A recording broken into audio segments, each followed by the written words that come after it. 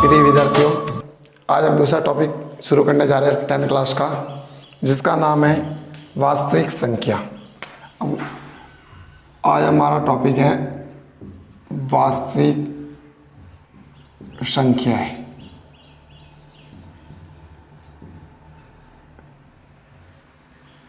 ये जो स्टार्ट करने जा रहे हैं हम वास्तविक संख्या, दूसरा चैप्टर दिया हुआ आपका, दूसरा पार्ट है, लेसन दूसरा है वास्तविक संख्या।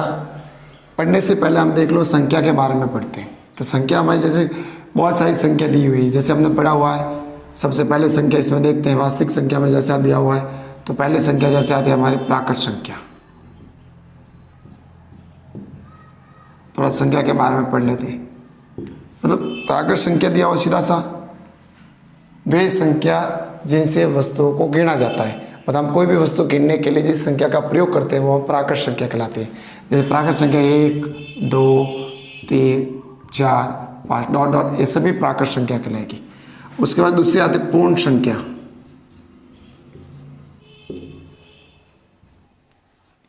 यदि इस संख्या को, जो भी संख्या प्राकृत संख्या दी हुई है, इस संख्या के में यदि जीरो भी सम्मिलित किया जाए, तो जीरो से स्टार्ट की जाती है। जो भी आपकी संख्या दी वो जीरो से स्टार्ट की जाती है, तो यार इन संख्या को हम पूर्ण संख्या कहते हैं। तीसरी संख्या में छोटी कक्षा पूर्णांक।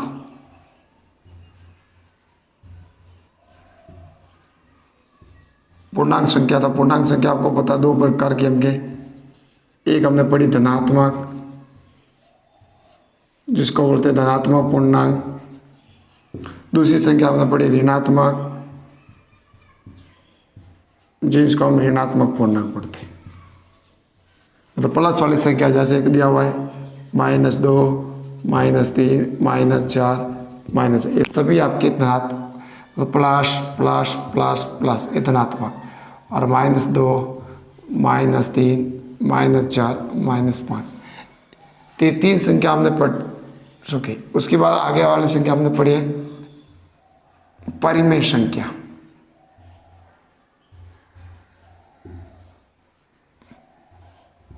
परिमेय संख्या हमने 9th क्लास में पढ़ चुके हैं। जैसे देख लो, जैसे P/Q रूप में, Q बराबर 0 नहीं होना चाहिए, और दूसरा है P व Q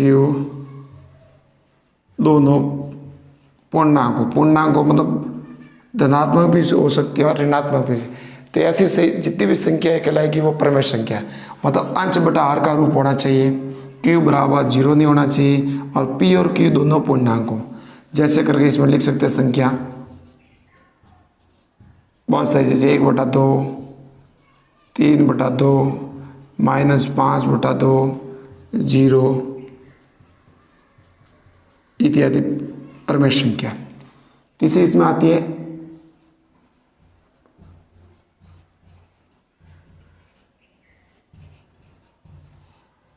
अपरिमेय संख्या। मतलब इसमें P/Q रूप न हो, ठीक है, ये दिया हुआ है। और जो अंडर वाली संख्या, जैसे √2, √3, √5, √6, √7, √11 पाई, ये सभी संख्या जैसे दी हुई अपरिमेय संख्या कहलाती है। तो ये संख्या हमने छोटी कक्षा में इसको पढ़ चुके हैं, लेकिन अब इधर पढ़ेंगे वास्तविक संख्या। परिमेय अपरिमेय जो दोनों मिलकर बनती है उसको वास्तविक संख्या कहते हैं, मतलब रियल नंबर।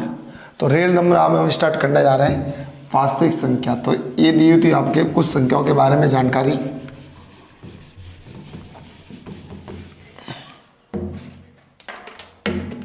अब वास्तविक संख्या में देख लो क्या पढ़ना है इसमें। वास्तविक संख्या में इसमें आपको पढ़ना, इसमें दिया हुआ इस टॉपिक में हमको पढ़ना है। पहले तो हमारे भी इसमें विधि दी हुई है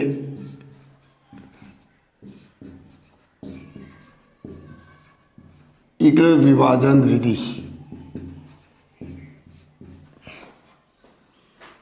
इसको बोलते हैं यूक्लिड डिवीजन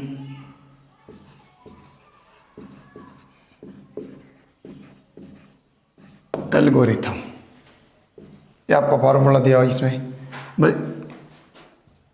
एल्गोरिथम फॉर्म में। इससे हमको इसमें ज्ञात करना है एचसीएफ मतलब मशब ज्ञात कर सकते हैं, और इससे संबंधित कुछ सवाल दिए हुए जिसको सिद्ध करने वाले सवाल। तो ये और टॉपिक में पढ़ना हमको अभाज्य गुणनखंड से एचसीएफ व एलसीएम ज्ञात करना। तीसरा इसमें टॉपिक दिया हुआ मुझे पढ़ना है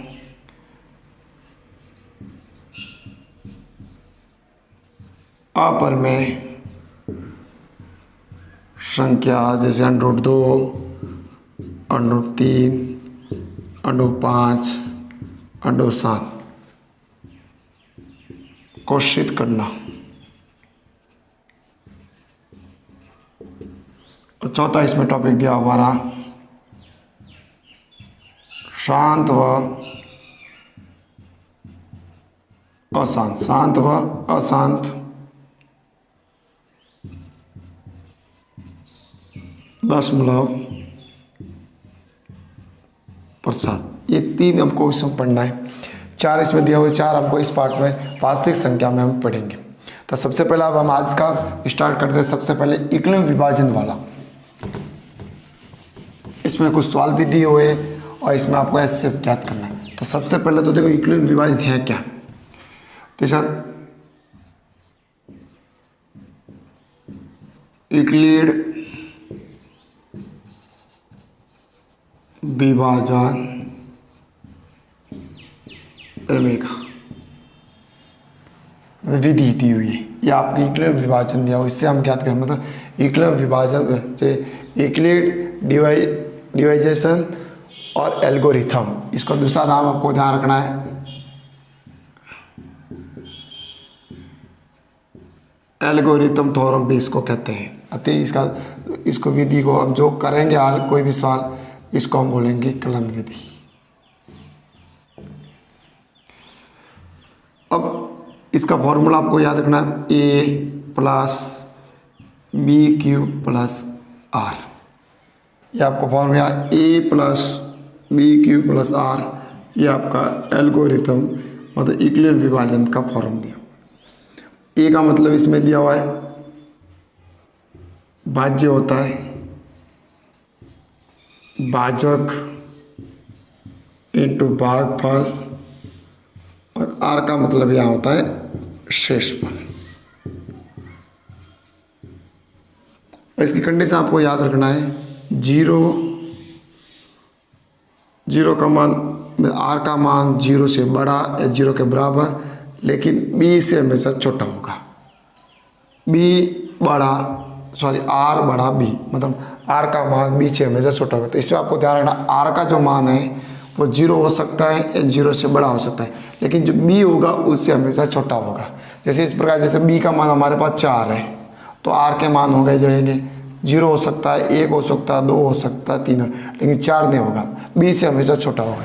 इसी जैसे r का मान 5 है तो हमारे यहाँ 4 तक हो सकता है। इस प्रकार हम r का मान इसमें निकालते हैं। ये हमारा इक्विलिब्रियम विभाजन वाला योग है। अब इस विधि से हम एक तो ज्ञात कर सकते हैं एचसीएफ, और कुछ सवाल इसमें दिए हुए हैं कि भी इक्विलिब्रियम प्रमेय आप एल्गोरिथम थ्योरम को सिद्ध करने वाले सवाल है। तो 2 प्रकार के आपके इसमें सवाल है। तो सबसे पहले हम एचसीएफ किस प्रकार ज्ञात करते हैं वो देख लेते हैं। तो एचसीएफ ज्ञात करने के लिए हम एग्जाम्पल लिख लेते हैं, जैसे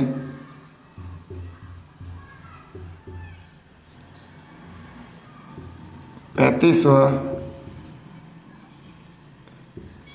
115 का एचसीएफ ज्ञात कीजिए।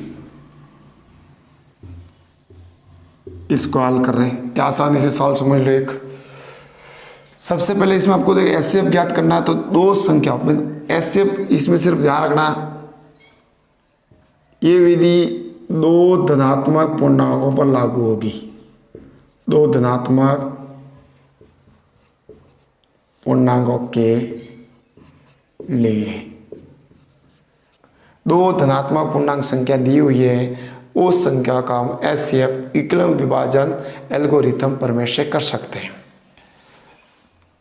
तो इसमें आपको ध्यान रखना है, सबसे पहले दो संख्या दी हुई है, दो संख्या में सबसे बड़ी संख्या हम लिखेंगे 115, बड़ी है 35 से। अब आपकी जो फॉर्म दी हुई ये हमारा बड़ी संख्या ए, छोटी संख्या बी हो जाएगा। जिस विधि से करना उस विधि का नाम इधर लिखेंगे यूक्लिड विभाजन विधि।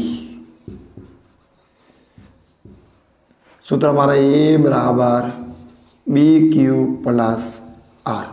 अब जितने शरण होते हैं उस शरण से पहला शरण लेंगे। तो पहले समय लिखते समय आपको ध्यान रखना है, जो भी आपकी बड़ी संख्या वो आपकी है, तो ए की जगह लिखना मान रखना है 115, बी की जगह लिखना आपको 35। अब 35 का इसमें भाग देना है, मतलब आपको पता है 35 का भाग कितनी बार जाएगा, 35 5 दूनी 76 और 3 बार 105, मतलब 3 बार गया। नहीं हो तो अब मैं देख लो ऐसे 105 आए 3 बार, मतलब आपको 3 बार गया, तो इधर इंटू करके लिखना 3, प्लस का प्लस, आर कितना रहा 10, तो इधर हम लिखेंगे 10। ये आपका प्रथम शरण पूरा हो गया। द्वितीय शरण में आपको देखते हैं इधर इसमें से जिसका हमने भाज्य दिया है वो आगे भाजक बन जाएगा। तो आपको जैसे 35 को लिखना आगे, ये द्वितीय शरण स्टार्ट कर रहे हैं, और जो आपका शेषफल है उसका हम इसमें इधर लिखेंगे। अब इसका इसमें भाग लगाना है, तो आपको पता है वापिस यहाँ से ये भाजक हो गया, ये भाज्य हो गया, भाजक हो गया। इसमें आपको लगाना 30 बार, 30 कितने बार 3 पीछे रहे 5, तो इधर हम लिख सकते हैं 3 प्लस 5। आगे करेंगे तो और 10 को आगे लेंगे, इसी प्रकार 5 आपका होता है 2 बार, और शेषफल हो गया 0। जैसे आपका शेषफल 0 आता है तो आपका जो भाजक होगा, ये संख्या जो भाजक बी होगा वो आपका आंसर होगा। 0 आ गया, से 0 आते आपको लिखना फिर 115 व 35 का SCF 5, तो 5 इसका HCF। इस प्रकार हम इक्विलिब्रियम विभाजन से HCF ज्ञात करते हैं। इसी प्रकार दूसरा सवाल लेते हैं।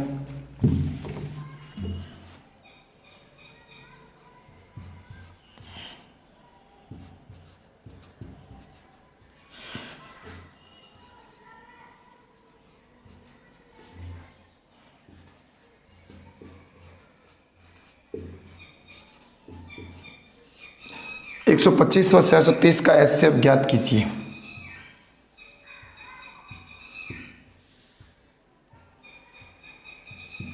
सबसे पहले 130 बड़ा है 125 से, सूत्र हमारा होगा वही यूक्लिड विभाजन विधि। ए बराबर बी क्यू प्लस, और ये हमारा फॉर्मूला, इस फॉर्मूले से करेंगे। तो सबसे पहले आपको पता है जैसे इस साल क्या सबसे बड़ी संख्या इसमें कौन सी है 630, फिर 125 इंटू में आपको, तो जो आपको पता है 630 में 125 का भाग लगाना है, तो कितनी बार आएगा 5 बार गया, तो 625 5 बार, पीछे रहे 5, तो इधर लिख सकते हैं हम 5 बार, पीछे शेष रहा 5, इधर 125 आगे 5 इंटू आपको पता 25 बार और शेष पर 0, इन 0 आते ही आपको पता है ये आपका इसका भाज्य। तो हम लिख सकते हैं इधर 630 व 125 का SCF बराबर हो गया इधर 5। तो इस प्रकार हम इक्विलिब्रियम विभाजन प्रमेय से HCF ज्ञात कर सकते हैं। इससे पहले इसमें सवाल जैसे कोई दिया हुआ है कुछ सवाल ऐसे भी होते हैं जिसको हम सिद्ध करने वाले सवाल जैसे होते हैं, वो भी देख लेते हैं।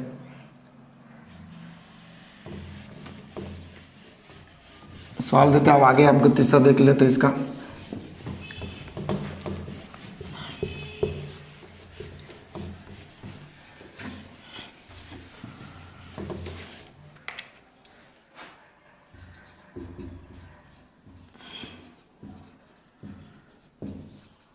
यूक्लिड विभाजन से एचसीएफ ज्ञात कीजिए। ये आपको दिया हुआ सवाल। जैसे पहला इसका सवाल है, दो सवाल इसका करते हैं। 105 और 1020, दूसरा 56 216। ये आपकी दो संख्या दी हो, आपको इन संख्या का एचसीएफ निकालना है। तो सबसे पहले पहला सवाल, हाल इसका पहला ये आपको सबसे बड़ी संख्या 120, बड़ी 105। ये हो गया। सूत्र कौन से सूत्र से?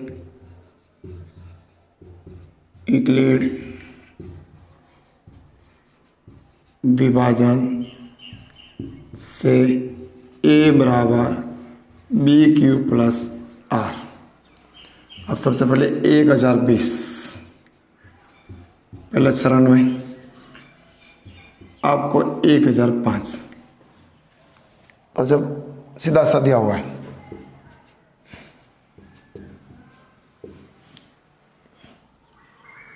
1020, वो 1020 दिया हुआ है। 1020 105 का भाग 1020 105, तो 9 बार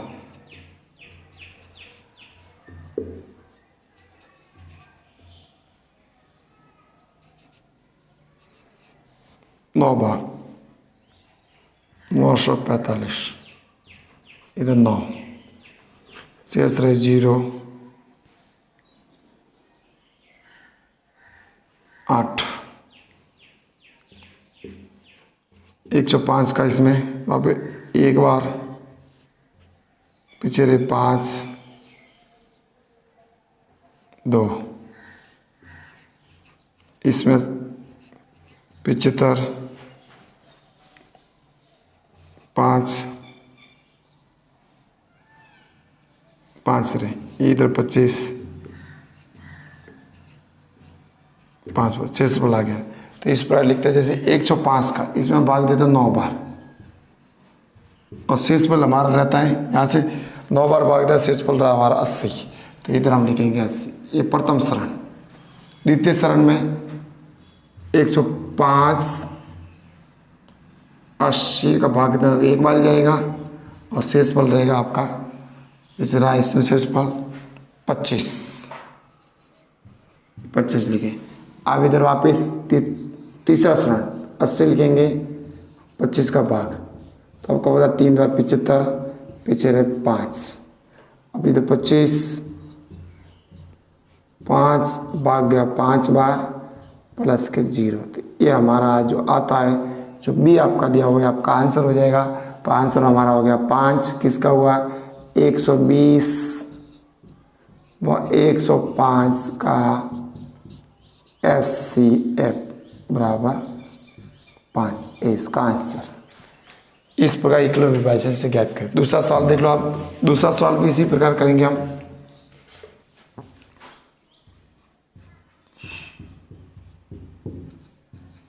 सबसे पहले 216 बड़ा 56, विधि हमारी यूक्लिड विभाजन से a बराबर BQ प्लस R। अब देखो a बराबर जो बड़ी संख्या होती है वो इधर, ये हमारा फॉर्मूला है यूक्लिड वाला।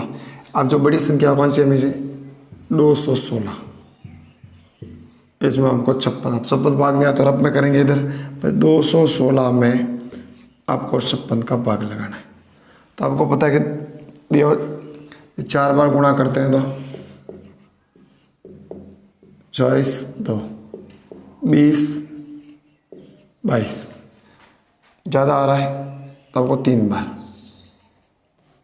कहेंगे 18, 1, 15, 16, तो आपको आगे 168, 3 बार घटाएंगे तो 16 में से 8 गए तो 8, इधर 20 में से गए तो 48, 4। अब इधर वापस आपको दिया हुआ ये पहला चैप्टर हो गया, मतलब पहला चरण 56 इंटू गुणा क्या 3, शेष फल रहे आपके 48।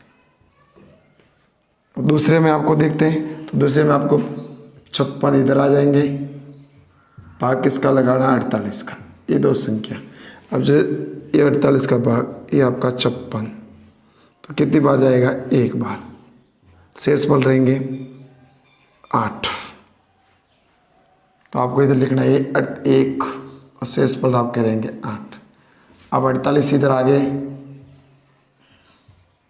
भाग 8 का कितनी बार 8 से 48 0, तो आपको इसको में लगाना 48, तो आपको पता है 48 कितनी बार 6 बार, शेष फल रहे 0, शेष फल 0, तो ये हमारा आंसर इसका आया 56 व 216 का SCF बराबर 8। इस प्रकार हम एकलव्य विभाजन से SCF ज्ञात करते हैं।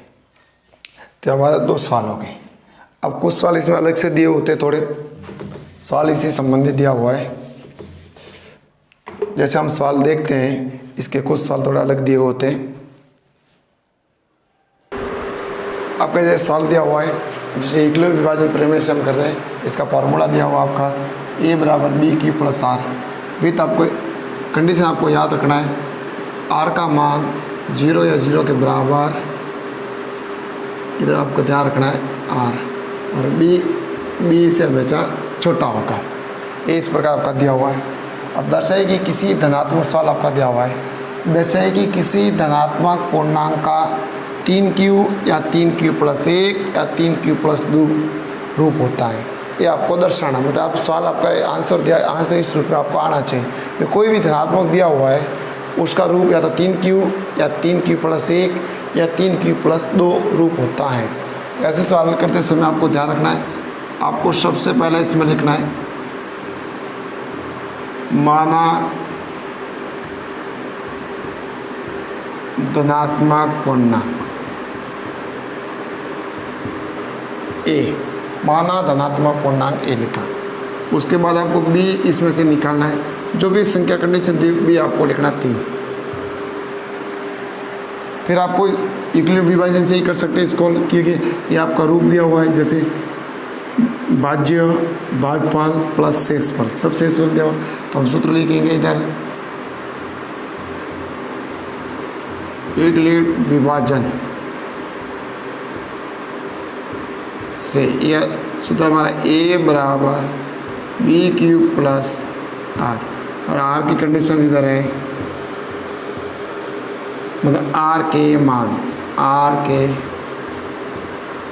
संभव मान। अब देखो ध्यान रखना, इधर B हमारा 3 आया, तो R का मान निकालने के लिए हमको पता ही है कि भाई R का मान 0 हो सकता है, तो 0 से लगा कर दो तो R का मान 0 हो सकता है, 1 हो सकता है, 2 हो सकता है। यदि 3 है तो R का मान 0, 1, 2, ये R के मान। तो हमारा धनात्मक पूर्णांक जब, अब आपको ध्यान रखना, यदि जब R बराबर 0 हो, R बराबर 1 हो, R बराबर 2, तो A बराबर हमारा इधर होगा, एकलव्य विभाजन से क्या होगा, B की जगह देखो 3, तो हम 3 लिखेंगे, 3 Q जगह Q और R की जगह 0। दूसरा मान हमारा होगा 3Q प्लस 1, और तीसरा होगा 3Q प्लस 2, मतलब आगे लिखेंगे तो इसको 3Q 0, तो आपका 3Q प्लस 1, 3Q प्लस 2, तो हम कह सकते हैं किसी भी धनात्मक पूर्णांक का रूप ये होता है। तो अतः आपका आंसर क्या आया? अतः किसी धनात्मक पूर्णांक का 3q या 3q प्लस 1 या 3q प्लस 2 रूप होता है। इस प्रकार सवाल हम करते हैं। अब इसमें सवाल में करते समय तो धनात्मक पूर्ण था, और सवाल इसमें किस किस टाइप के पूछे जाते हैं वो देख लो एक बार।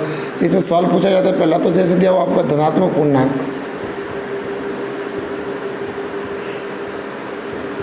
तो इस प्रकार नहीं। लेकिन इसमें आपको कभी कभी दो सवाल पूछे, सम वाला भी पूछ सकते हैं, विषम वाला भी पूछ सकते हैं। तो सम है तो आपको सम संख्या ध्यान रखना है, विषम है तो विषम। तो सम पूर्णांक मतलब आपको सीधा सा विषम वाली संख्या कौन सी होती है? जो 2 से विभाजित है वो सम वाली, और जो 2 से अविभाजित है वो विषम वाली संख्या। इसमें भी देखते हैं, जैसे 3q प्लस 0 है तो ये विभाजित है, 3q प्लस 1 शेषफल 1 आ रहा है ये विभाजित नहीं, जिसका शेषफल 2 आ रहा है तो विषम सम संख्या है, तो ये आपका सम पूर्णांक, ये आपका विषम पूर्णांक, ये आपका सम पूर्णांक। इस प्रकार निकाल सकते हैं। उसके बाद इसमें आता है वर्ग, और तीसरा आता है घन। किसी धनात्मक वर्ग पूर्णांक का, धनात्मक वर्ग पूर्णांक का रूप होता है। तो सवाल पूछा घना पूछा जाएगा, तो सवाल पूछा दर्शाइए कि किसी धनात्मक घन पूर्णांक का ये रूप होता है। तो आपको पता है कि वर्ग के लिए वर्ग वाला सूत्र लगेगा, और घन के लिए आपको घन। वर्ग वाले जैसे 2 पूर्णांक तो आपको a प्लस b वाला इसका होता है, इसको हल करेंगे। और कि ऐसे लगे तो घन पूर्णांक तो ये आपका हो जाएगा q वाला। तो इसमें घन वाला भी सवाल है और e वाला भी सवाल, लेकिन हम इसमें देखते हैं। ये सवाल देख लो। इसी प्रकार एक सवाल जैसे आप आगे लिख रहे हैं,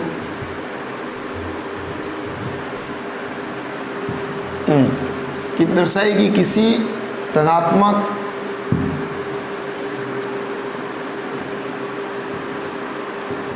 विषम पूर्णांक, दर्शाएगी किसी धनात्मक विषम पूर्णांक का रूप 5q प्लस 1 या 5q प्लस 3 होता है। तो सवाल हल करते समय होगा वो तरीका, सबसे पहले इसमें लिखेंगे हल करते समय इसमें माना धनात्मक पूर्णांक ए, धनात्मक पूर्ण 1 तो b हमको निकालना इधर 5 है तो 5, ये आपका दिया। फिर आपका इधर फॉर्मूला यूक्लिड विभाजन से सूत्र आपका a बराबर BQ प्लस R, और इधर R की कंडीशन ये रहेगी, R ज्ञात करने के लिए। अब इधर तो R के संभव मान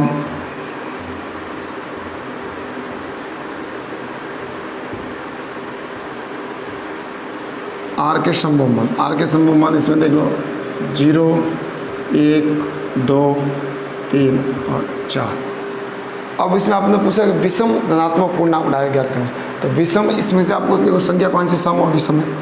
ये आपकी सम, ये विषम, ये सम, ये विषम, ये सम। तो इसे डायरेक्ट भी हमको ये ज्ञात कर सकते हैं। तो आपको इधर लिखना है कि विषम धनात्मक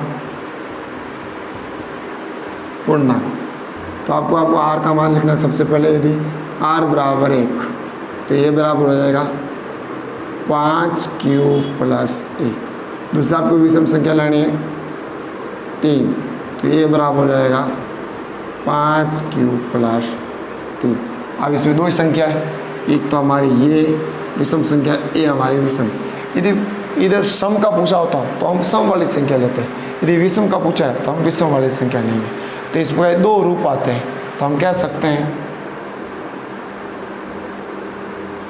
अतः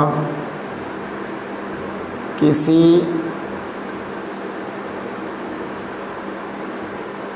धनात्मक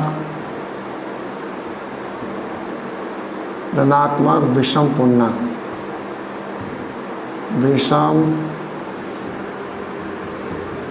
पूर्णांक का रूप 3q + 1 या 5q + 1 या 5q + 3 होता है। इस प्रकार वाले सवाल हम आसानी से कर सकते हैं। इससे आगे तीसरा सवाल इसी का। अब तीसरा सवाल जैसे बहुत सारे कर सकते हैं। यदि अब पूछा होता कि एक है सवाल, यदि पूछा होता कि विषम समपूर्णांक, तो समपूर्णांक में आपको देखो आर के जो संभव मान है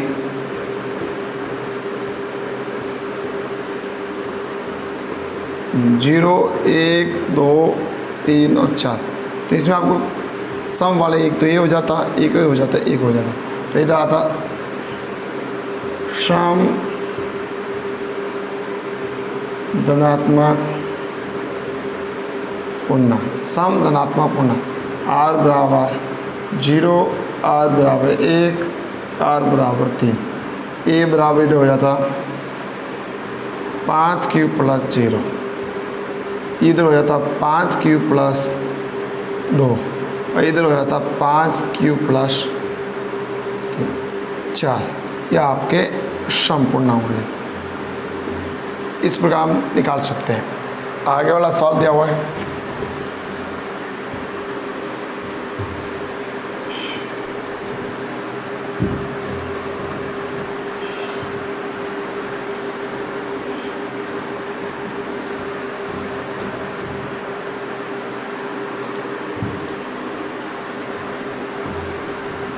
दर्शाए कि किसी धनात्मक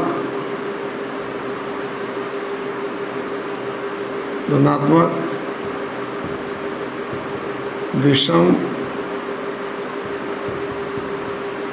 पूर्णांक का वर्ग 8m + 1 रूप होता है, जहाँ Q पूर्णांक है। ये आपका सवाल दिया हुआ जैसे प्रश्नावली में भी सवाल 8m + 1, तो आप देखो इससे ध्यान रखना ये आपका वर्ग पूर्णांक है। आपको पता है कि वर्ग पूर्णांक, तो सबसे सवाल हल करते समय हम यही करेंगे। सबसे पहले तो वो लिखा हुआ तरीका, माना धनात्मक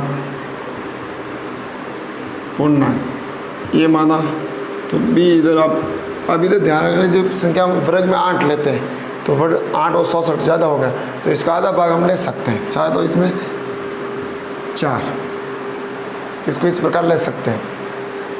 4 ले लिया कि 8 का आधा कर सकते हैं हम, छोटी संख्या भी इसमें लेते हैं, लेकिन इसका इसी का आपको गुणनखंड लेना है। 2 भी ले सकते हैं लेकिन 2 ज़्यादा छोटे हो जाएंगे, तो इसका आधा भाग हमने 4 लेना है, b बराबर 4 ले लिया। तो आपको सूत्र वही आपका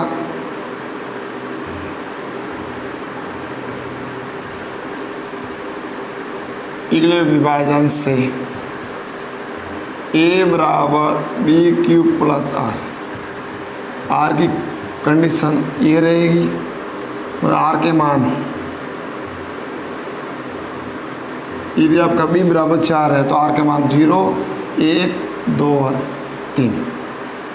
अब इसमें पूछा है कि विषम पूर्णांक, तो इधर लिख सकते हैं हम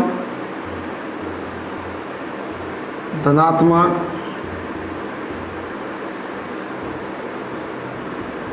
विषम पूर्णांक, तो R बराबर क्या लेंगे 1, R बराबर लेंगे 3, तो ये बराबर हो जाएगा, पहला विषम पूर्णांक हमारा हो जाएगा इधर, पहला विषम पूर्णांक इधर हो जाएगा हमारा 3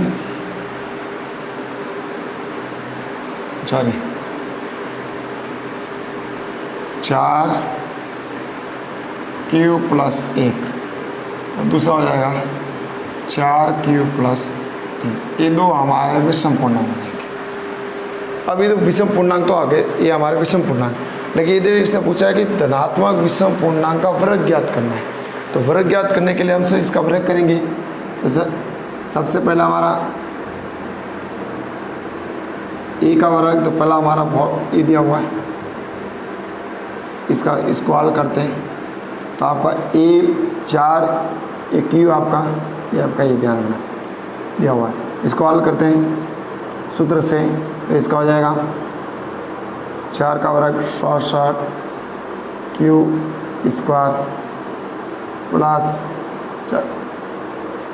8 क्यू प्लस 1। ये आपका खोलेंगे तो इसमें आपको कॉमन क्या लेना है, उत्तर हमारा 8 में, तो 8 कॉमन आ रहा है, इसमें 8 कॉमन ले ली। यदि आपको 8 कॉमन ले तो पूरा पद हो जाएगा हमारा 2 क्यू स्क्वायर क्यू कोष्ठक में 1। अब जहाँ पर जो संख्या में ज़रूरत नहीं है उसको हमको m मानना है, तो हमारा हो जाएगा 8, इस पूरे को हम m मानेंगे, तो m प्लस 1, ये आपका रूप आ गया 8 प्लस m1। और ऐसे करके जहाँ m बराबर अपने क्या लिखा है 2 क्यू स्क्वायर क्यू, ये तो आ गया। इसी प्रकार दूसरा हमारा दिया हुआ ये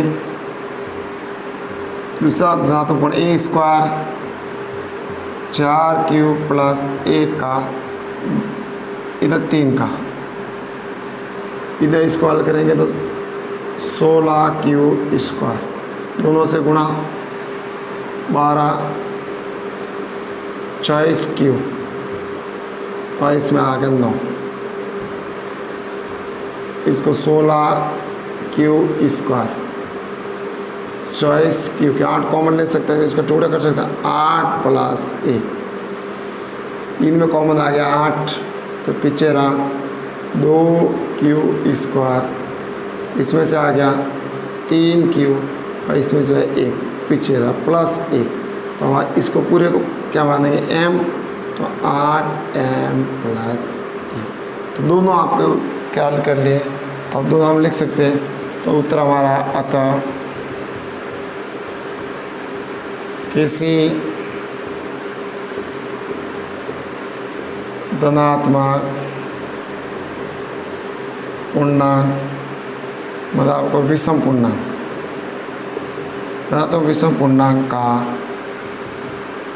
वर्ग 8m प्लस 1 रूप होता है। इस प्रकार हम ऐसे सवाल हम ज्ञात करेंगे।